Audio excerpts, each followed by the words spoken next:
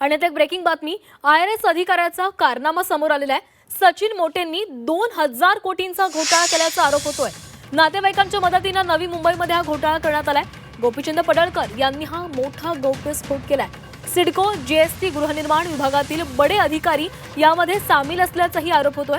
आमदार, खासदार, कलाकारांसह सर्वसामान्यांच्या 20 इमारतींचं बांधकाम यामध्ये रखडलेलं आहे।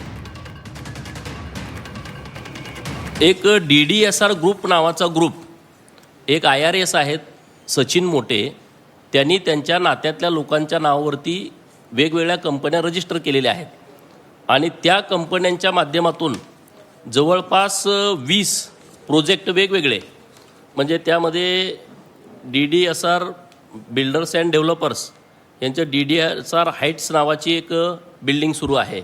DDSR बिल्डरची Tathagat housing society, Swapnapurti housing society, Anuvishwa housing society, DDSR Satvik, परत हनी होम्स, मातोश्री ही तर आमदार खासदारांच्यासाठी एक इमारत खारघरमध्ये बनती आहे, त्याचं ह्या लोकांनी काम घेतलेलं आहे।